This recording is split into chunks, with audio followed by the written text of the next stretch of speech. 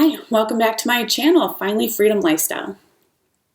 So several years ago, I was saying that we paid off our credit cards and we paid off our car, but we had not paid off our house yet. And we had a surplus, a small surplus of money, but not nearly the amount that we needed to pay off our home. And what we had decided to do, because we knew that we already had the plan that we were going to move cross country so that we could find a way to live in a house with no mortgage. But before that happened, we decided we're going to go on vacation. We wanted to be fair about it, and we were going to go to Germany to visit some of my family because my mom was German, and I have cousins, my Oma, my mom's side of the family, they're all in Germany. My husband, his family is dispersed around the U.S., but since we're going to visit my grandmother, we're going to go visit his grandmother as well. She lives in Florida. So we thought, man, we're going to spend a lot of money to take our whole family overseas. Are we going to be able to swing this? And long story short, we were. And the shocking thing about it is we spent almost the exact same amount of money going to visit my family in Germany as we did going to visit his family in Florida. When we were in Florida, we did not go to Disneyland or any of those high-priced family vacation spots at all. And the reason why was accommodations were almost the same. Car rental was almost the same price-wise from one spot to the other. And the flights were almost the same. We flew from DIA, Colorado, to Fort Lauderdale. Family of four, I think it was about $550 per person. And when we flew from DIA, Colorado to Munich, Germany, it was $540 a person. Now you ask, how is that possible? And I thought the same thing. And the only reason this vacation really happened was one day I was at work and a kid I knew, his name was Chris, was telling me about him and his wife. They were younger, they didn't have children, and they were very financially driven. He was so smart. I loved talking to him. He was much younger than I was, but he had an entrepreneurial spirit. He and his wife both did. And they were into having rentals. And I used to question him and quiz him all the time. Like, how did you guys get into this? How did you do this? What do you know about this? And I learned a lot from this young kid. And not only did I learn about the rental business, but I also learned about Google Flights. Some of you guys are going to be like, duh, who doesn't know about that? Well, I didn't know about it. The times I had traveled to Europe before, I almost always went through a travel agent because I got the best deal. The time that I didn't do it, I want to say I actually called, maybe it was Delta. I don't remember the flight, what company I booked through, but it was $1,500 for myself, round trip. This was before my husband, before kids. The second time I went with family, it was through a travel agency, and she got it down to $1,200 per person. And on top of that, I had earned some kind of flight rewards that I would never use because I didn't travel very often. And then the next time after that, again, I booked it through, the first time my husband and I went with our children, we booked it, I want to say through Booking or a travel site like that. And we knew a specific time that we wanted to go. It was after my mom passed away, and we wanted to visit my grandmother near her birthday, which was also around the same time that my mom had passed away. So we knew a specific time we wanted to go, and it wasn't about getting on a flight that had the best price. It was about getting on the flight for a certain time period. Again, it was about $1,200 per person. This time it was 4 people, so it was a lot of money. And then the last time we went, I went to work one day. I heard this kid telling me about him and his wife. They're going to go to Ireland and how crazy of a deal it was. And I was like, I've heard about people going to Iceland and then for $150 and then flying other places. Is this what you're doing? He was like, no, not at all. What we're doing is we're going to book Google Flights. Every single day, he and his wife would go on Google Flights in the morning or whenever it was, whatever time of day it was that made sense for them. And they would just check one time a day what flights were to major airports. At this point in time, and I am not exaggerating, you could fly to Paris, London, Munich, and there are about 2 other cities.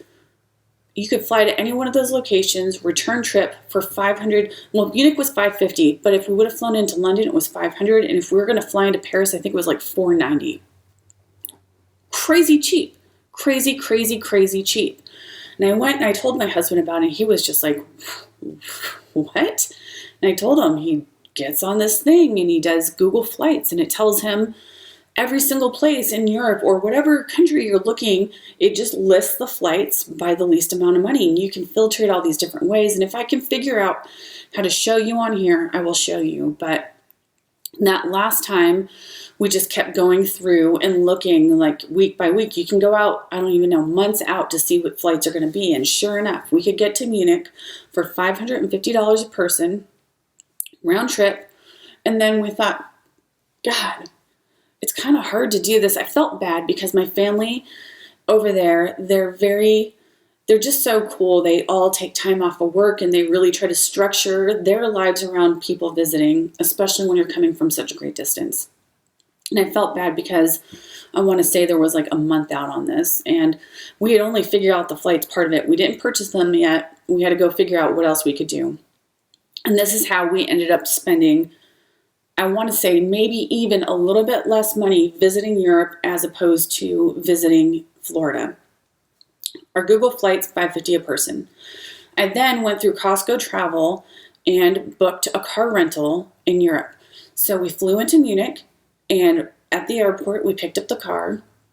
If you have a US license, you have your driver's license, they will let you rent a car anywhere in Europe. You don't have to have any special permit or anything like that. So we rented the car, we picked it up, and through VRBO, we rented a house. I have family over there, but they live in smaller apartments, and there is just no way for them to accommodate a family of 4. And so, yeah, we got this super cute, my family's from Augsburg, Germany, a really super cute 3-bedroom, 2-bath house. I mean, a house over there, not technically like a freestanding house, but it felt like a house when you're inside of it. It's kind of like an apartment, but it didn't feel like an apartment when you walked into it. And what was nice about that, we had a place to stay where we could spread out. We had a place where all of our luggage, we weren't all confined to 2 beds in a small, tiny little hotel room. The price for that house, apartment, whatever, was less than the hotel rooms there, at least a hotel room that I would be willing to stay in. Not that I've ever seen a bad one over there, but I'm kind of picky. And it was near the center of town, close to everybody and everything I wanted to see. And we had a kitchen. And we had a washer and dryer, which is another thing when you're staying a week or 2 weeks in a place. Man, you're not going to bring 2 weeks worth of clothes. Like, you're going to get killed at the airport with luggage. So we brought a week's worth of clothing, and I really thought even before we had the house lined up that I would be able to use the washer at my grandma's house, my Oma's house, or the washer at my uncle's house or something. You know what I mean? I wasn't worried about the laundry part of it. I knew that we would have that covered, but man, it ended up being right in the same place that we were staying. So lovely. The house that we rented was so stinking cute inside. It was just so adorable. I wish to God I would have taken pictures of it. If I can find stuff on VRBO, if I can find that same listing, I will try to show you what you can get, and it's pretty astonishing. So I want to say the house itself was like $130 a night. Cheaper than a hotel. I'm guaranteeing you that for sure right now. Cheaper than a hotel. We had our own kitchen, and we, instead of going and eating out, because one, there's 2 things you should know about Europe. There's not a McDonald's on every corner, and thank God for that. 2, there's not a Starbucks or any of those other things on every corner. What they have instead is they have grocery stores, they have butchers, they have bakers, they have cafes, they have everything else on every other corner. And it's lovely. And the smells that you smell when it's a real bakery baking bread in the morning, like, it was so so stinking cool to just get up and be like, I'm going to go get us some food across the street. My family like, wait for me. We're all coming. My kids were down. Everybody was just like, God, it just smelled and it tasted so good. And it wasn't just a bunch of refined shit. So we had this apartment. We could go and visit anyone we wanted to with our own. We ended up renting a car. I think it would have totally been possible to figure out the bus system because they are so good at their transportation over there.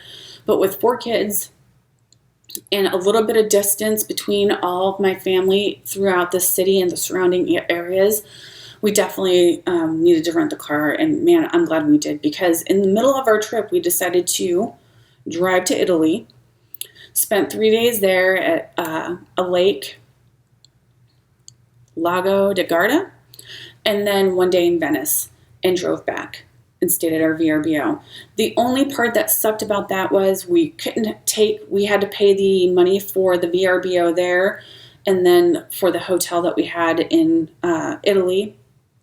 But in the end, it really wasn't that bad. It was off season in Italy, and so my kids got to see a lot. My husband got to see a lot, and that was pretty stinking awesome. That is a way that you can save some money on a vacation. Go on to Google Flights and really look around. We did Google Flights also for Florida.